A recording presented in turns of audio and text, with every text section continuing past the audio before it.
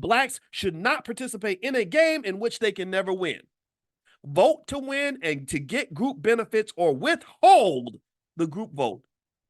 This is standard negotiating strategy that exists in every book that you're going to find anywhere on negotiation or politics.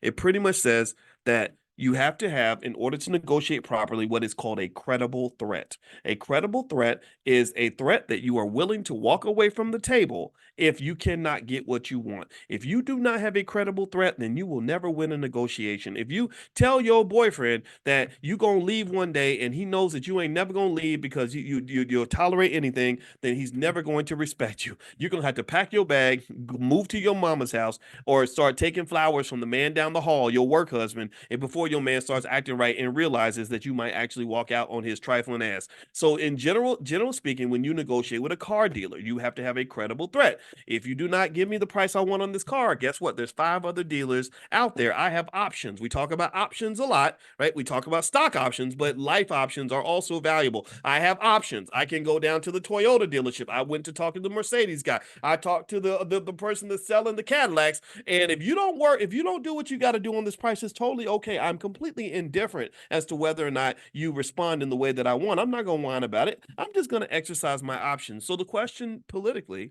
for Black people, I think, is do you have options and are you scared to use them, or are you willing to use them? What are your options? I know I don't think I want to live in a world where my only option is to do what you say. I know I don't want to live in a world where Joe Biden says, "Well, you don't vote for me, then you ain't Black." How are you going to tell me what it means to be Black? You better not do that. And I don't know if y'all know that, but before that interview that Charlemagne did with Biden, I text Charlemagne questions to ask Biden. And it was one of those questions that triggered him into that crazy response. Because I said, when people like that run into intelligent Black people, they can talk to a dumb rapper, they can talk to somebody who's not prepared, they can talk to an enslaved Negro, but they cannot speak to intelligent Black people because we speak in a different language. We operate on a different frequency. We are not afraid. We are smart. We understand what's going on. Our awareness is at an all-time high. You cannot pull the same okey doke on a politically aware person that you can pull on somebody who's blind. So literally, when I text the questions over to Charlemagne, and he asked a couple of the questions in the interview, Joe Biden literally he had a glitch. He didn't know how to respond to that. So this is what I love. I want to see us really making our voice heard. We are, I believe, intelligent Black people. Those of us in that group that are seeing a different vision for the community. You are the canaries in the mine. You are your own greatest Black leader. You are the people that are going to get us to the next level. You're the ones who are doing what needs to be done with our families, with our communities, with your health, with your wealth, with everything else. That you are the ones I have faith in. I do not have faith in any of the other stuff that's out there. I don't pay any attention to that. Let me keep going. Number 2, he says the second Powernomics political principle is negotiate a quid pro quo with agreements with candidates and parties. Quid pro quo means something for something. You cannot give something for nothing. That's not a negotiation. He says create a list of tangible and measurable benefits your group expects to receive from candidates and political parties in return for the group votes. Vote only for candidates who promise to deliver the most material benefits to Black Americans for their votes. Do not even consider support of candidates who insist on using all-inclusive terms such as everyone, minorities, diversity, and people of color while they are specifically seeking the Black vote. So you cannot let them dilute the unique and specific experience of Black people and descendants of slaves. And so right now, for example, I think on June 15th in DC, Tariq Nasheed and a lot and other folks in the FBA group are going to have a reparations rally in DC. I think it's June 15th.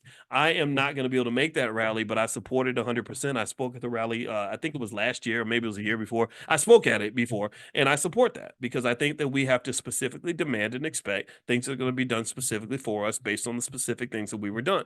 When they were putting us in chains, they weren't putting everybody in chains. They weren't putting all people of color in chains. They weren't trying to kill all the people of color. They were coming after us. So personally, because not personally, just definitely because we specifically went through specific things that were specifically done to us because of who we were, then we should specifically receive specific benefits to repair some of that damage. A lot of that land that was stolen is still out there. there. Somebody owns that land. You can trace, you can document who took the land from who, and you can go back and get that land that was taken from your great grandfather when they went and they shot him and took his property, or when they locked him up and put him in jail so he couldn't pay his property taxes, or when they ran him out of town from Alabama because they were going to come and lynch him in the middle of the night. That's something that needs to be done. That's the ultimate whodunit. That needs to be investigated. That needs to be fixed. Let's keep going. Number 3, he says aggregate group resources. Vote as a racial bloc. Voting is a team-based activity in which the majority wins and rules.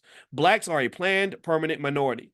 Power and wealth follow the numbers. Build an independent party that uses the black bloc vote to extract group benefits from political candidates, regardless of the race of the candidate. Once elected, use your bloc vote to hold elected officials accountable. If no candidate promises group benefits, also withhold the black bloc vote. If politicians win because of the black vote but fail to deliver measurable benefits specifically to the group, discipline that politician by using the black bloc vote to recall them or to defeat them in the next election.